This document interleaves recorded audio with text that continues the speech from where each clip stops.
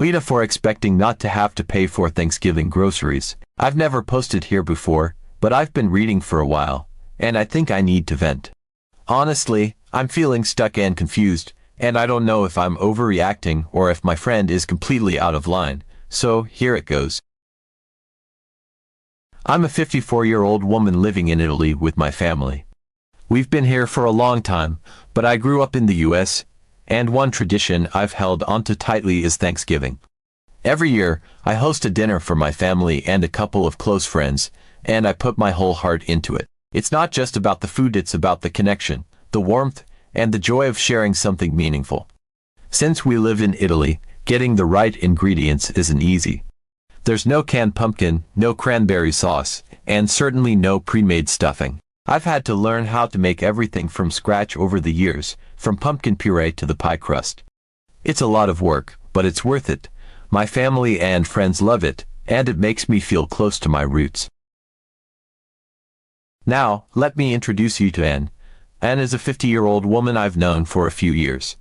She's originally from China, but she lived in the US for over 20 years before moving to Italy with her husband, who is British, and her husband are very wealthy. They have this absolutely gorgeous home-like, magazine-worthy with a huge, state-of-the-art kitchen that would make any chef drool.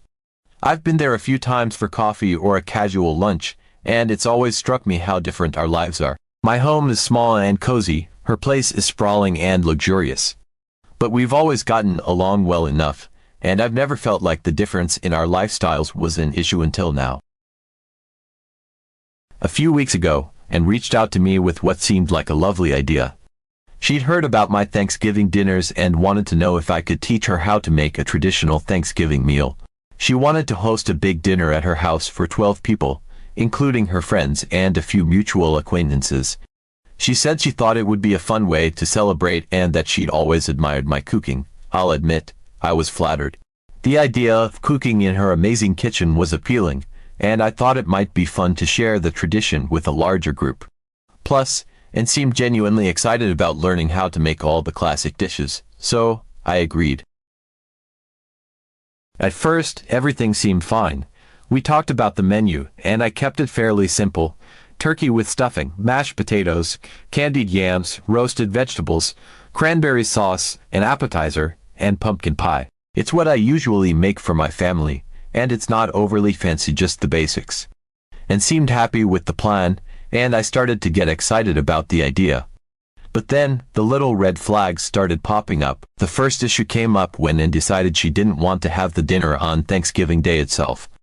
She explained that it would be more convenient for everyone if we hosted it the Sunday before. Her reasoning was that Thanksgiving isn't a holiday in Italy, so people would still have to work during the week, and a Sunday dinner would make it easier for her friends to attend. While I understood her logic, the suggestion immediately rubbed me the wrong way. For me, Thanksgiving isn't just about the food or the gathering, it's about the day itself. There's something magical about Thanksgiving Thursday, the sense that millions of people across the US are doing the exact same thing at the same time, cooking, gathering, giving thanks. Even though I live in Italy now, I've held onto that feeling year after year. Having the dinner on a random Sunday felt like watering down the tradition, like reducing it to just another meal.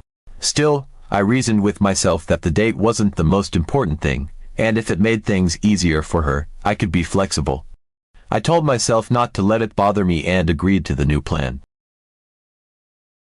Next came the shopping, which was supposed to be a collaborative effort.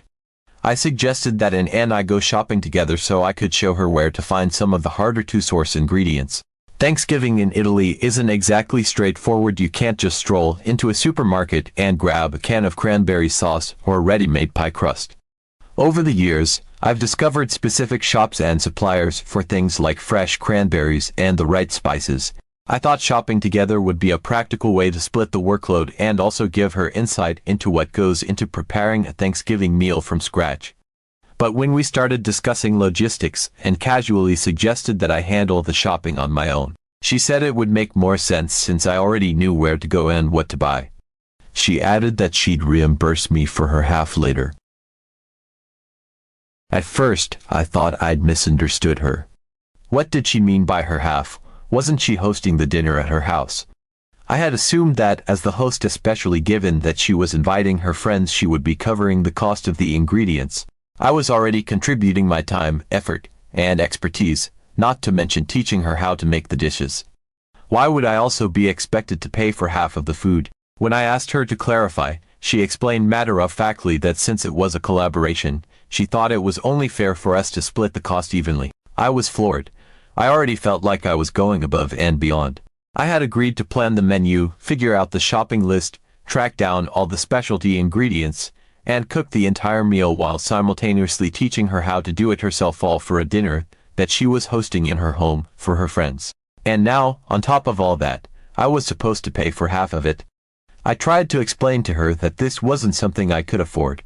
My family lives modestly, and while we budget carefully for our own Thanksgiving dinner every year, doubling that expense for a meal I wasn't even hosting wasn't feasible. Anne, on the other hand, has a lifestyle where she and her husband wouldn't think twice about dropping hundreds of euros on a fancy lunch out.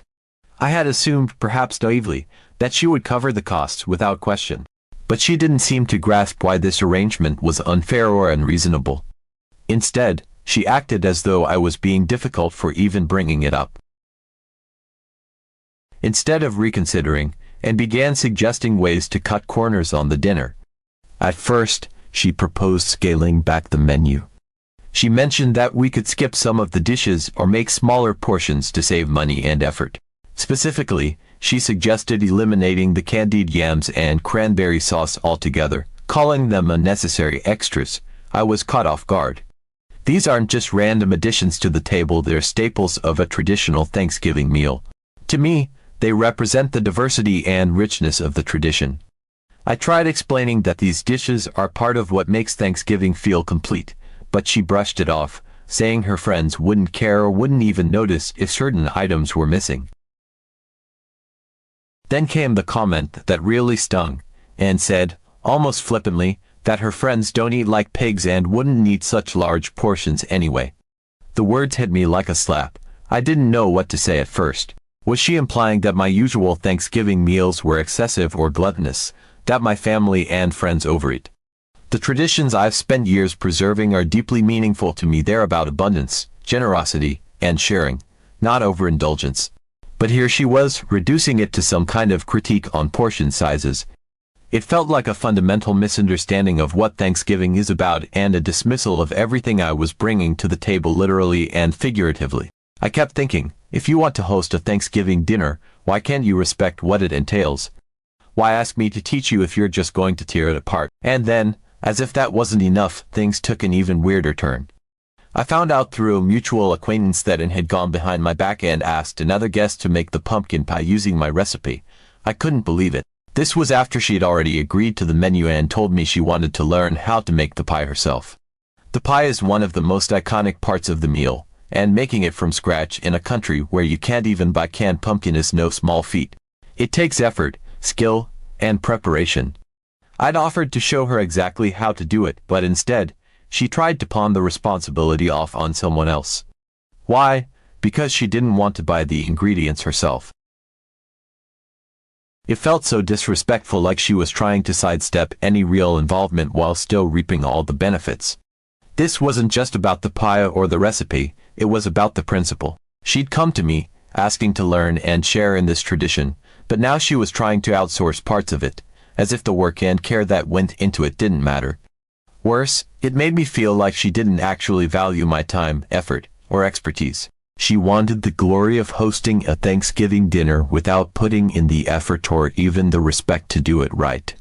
It left me questioning her intentions and my willingness to keep going with this whole arrangement. By this point, I was feeling completely drained and disrespected. Anne's behavior didn't just feel cheap, it felt manipulative. She seemed more interested in offloading the work and expenses onto me than in actually learning or appreciating the tradition. My family was furious when I told them what was happening. They think Anne is taking advantage of my kindness and that her behavior is completely unacceptable. My husband and kids have been urging me to back out and tell Anne I'm not comfortable with how things are going. But I'm torn. Part of me feels like I should stand my ground and refuse to let her treat me this way. Another part of me feels guilty. I agreed to help her, and I don't want to come across as petty or unkind. But at this point, the joy I usually feel around Thanksgiving is completely gone. Am I being unreasonable for refusing to contribute to the meal? Should I have seen the red flags earlier and backed out before things got this far? I don't know if I'm overreacting or if Anne's behavior is as out of line as it feels. Update 1. A few days after discovering that Anne had tried to offload the pumpkin pie onto another guest without telling me, I was still feeling unsettled. Something about the whole situation wasn't sitting right with me, but I kept trying to convince myself that I was overthinking it. Maybe Anne was just disorganized. Maybe she didn't understand how much work goes into a Thanksgiving meal, or how important these traditions were to me. I reminded myself that I'd agreed to do this because I thought it would be fun and meaningful. But that optimism didn't last long. One afternoon, Anne called me and said she had a wonderful idea she wanted to share. Her tone was upbeat, almost giddy, as if she had solved some great puzzle. I was cautiously optimistic, thinking that perhaps this was her way of making amends after the pie fiasco or the awkward conversations about scaling back the menu. I told myself that maybe we were finally about to get on the same page, that she had realized how much this meal and its traditions meant to me. But as she began to explain her idea, my stomach sank with every word, and suggested, with an air of complete confidence, that since the dinner would be hosted at her house, it only made sense for me to take full responsibility for everything. Not just the cooking or the shopping, but everything. The planning, the sourcing of ingredients, the execution of the meal, and even the teaching element she'd initially emphasized. All of it would fall on me. Her reasoning was baffling.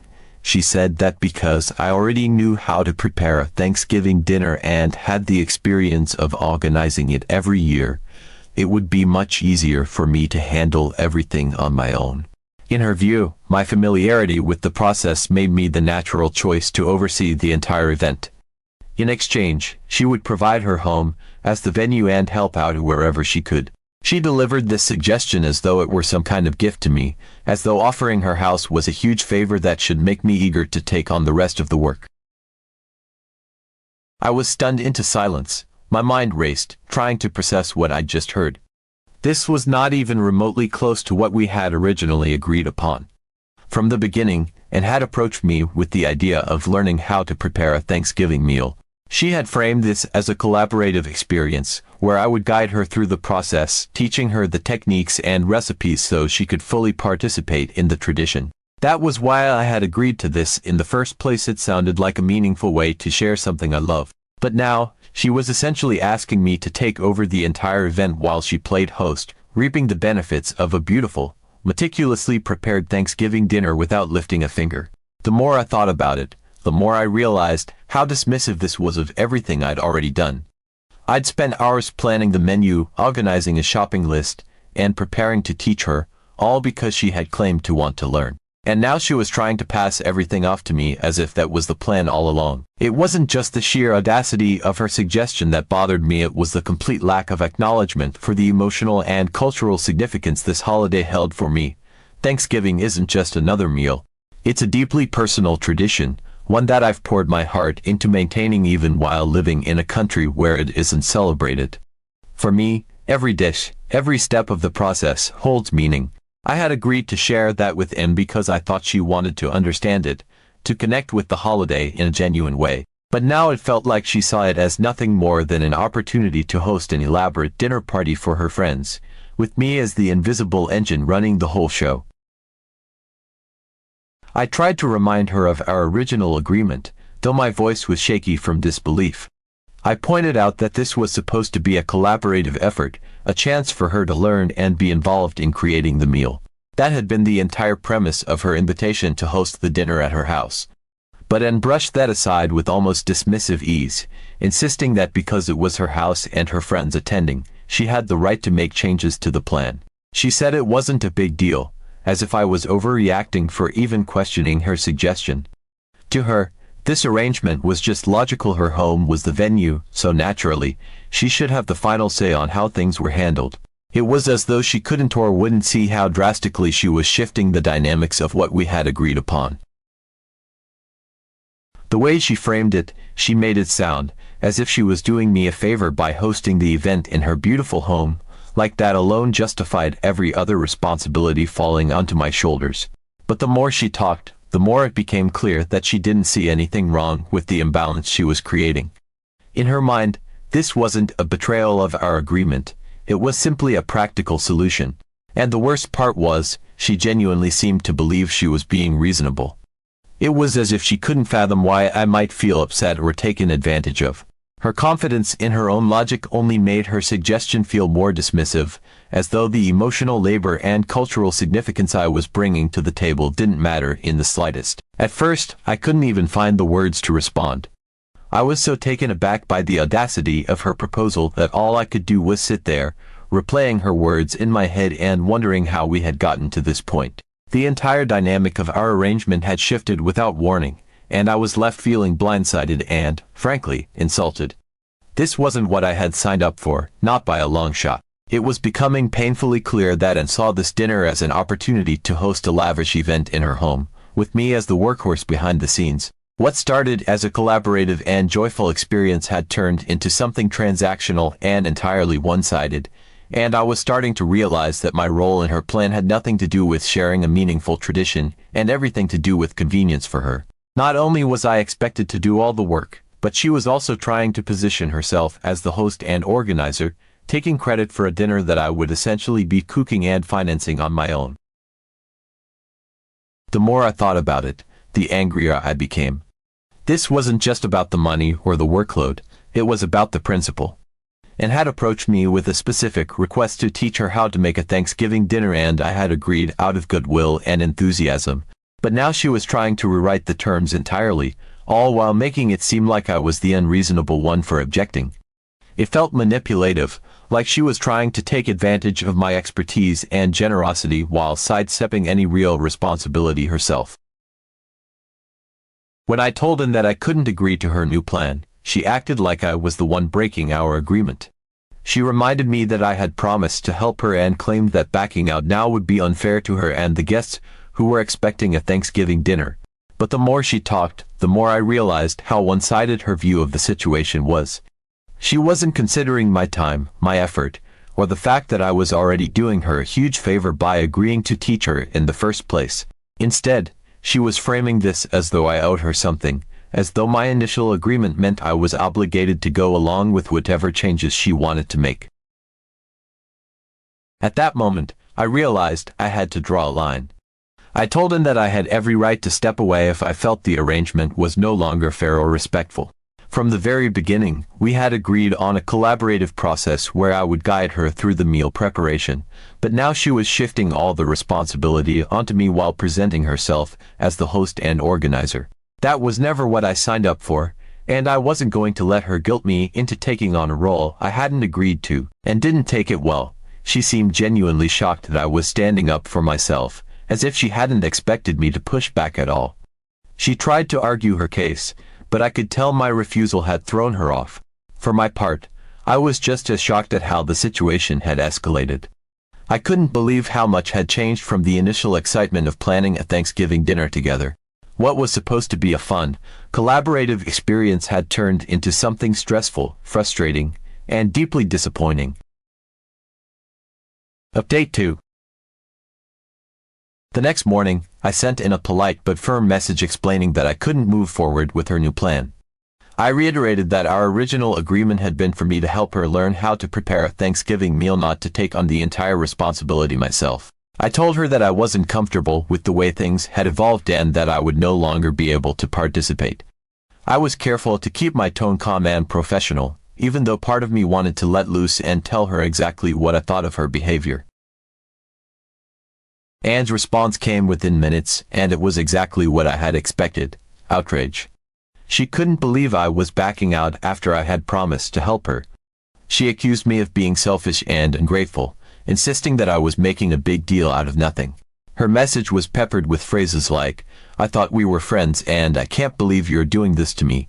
It was clear she saw herself as the victim in this situation, completely ignoring the fact that she was the one who had changed the terms of our agreement without consulting me. Over the next few days, Anne bombarded me with messages and calls, each one offering a new compromise that was even more absurd than the last. In one message, she suggested that I could cook everything at my house and then bring the dishes to her home on the day of the dinner. She assured me that she'd reimburse me for the cost of the ingredients eventually. In another message, she floated the idea of hiring a cleaning service to make up for the work I'd be doing in the kitchen, as if that would somehow balance the scales. She even suggested that I could just prepare the turkey and a couple of side dishes while she ordered the rest of the meal from a local restaurant, completely missing the point that this was supposed to be a homemade Thanksgiving dinner. I ignored most of her messages, but when I did respond, I made it clear that my decision was final. I told her, again and again, that I couldn't participate under these conditions and that I hoped she would respect my boundaries. But Anne didn't seem to understand the concept of no. Every time I thought she had finally given up, another message would arrive, filled with guilt-tripping and yet another half-baked proposal. She tried to frame each new idea as a win-win, but in reality, they were all just variations on the same theme. Me doing all the work while she played hostess. It was exhausting. I found myself dreading every notification on my phone, wondering what new scheme Anne had come up with. At one point, she even tried to rope in mutual friends, asking them to talk some sense into me and convince me to reconsider. Thankfully, most of them saw through her manipulation and didn't get involved, but it was still incredibly uncomfortable. I hated the thought of being dragged into drama over something that was supposed to be joyful and celebratory. Eventually, Anne seemed to realize that I wasn't going to budge. The messages stopped, and for a brief moment, I thought the whole ordeal was finally over. But then I started hearing whispers from mutual friends and acquaintances, and was looking for someone else to take over the dinner. She had reached out to several people in our social circle, trying to find someone who could cook a full Thanksgiving meal, or at least help her piece together the dishes she wanted. From what I heard, most people either declined outright or offered to bring a single dish rather than commit to the entire menu. Anne's desperation became almost comical. She reportedly tried to negotiate with a local chef, offering to promote their business in exchange for a discounted rate. She even considered ordering the entire meal from a fancy catering service but balked at the cost when she realized how expensive it would be. It was clear that she wanted the prestige of hosting a perfect Thanksgiving dinner without putting in the work or the money to make it happen. The whole situation became something of a running joke among our mutual friends. People couldn't believe the lengths Anne was going to in order to avoid taking responsibility for her own event. It was ironic. Really, she had started out wanting to learn how to make a Thanksgiving dinner, but by the end, she was doing everything possible to avoid cooking at all. It felt like poetic justice in a way, though I couldn't help but feel a twinge of sadness at how things had turned out. I had genuinely wanted to share this tradition with Anne, and it was disappointing to see how little she had valued the opportunity. As for me, I went back to planning my own Thanksgiving dinner at home, just as I had done every year. It was smaller, simpler, and far less stressful than what Anne had envisioned, but it was mine, and for that, I was grateful.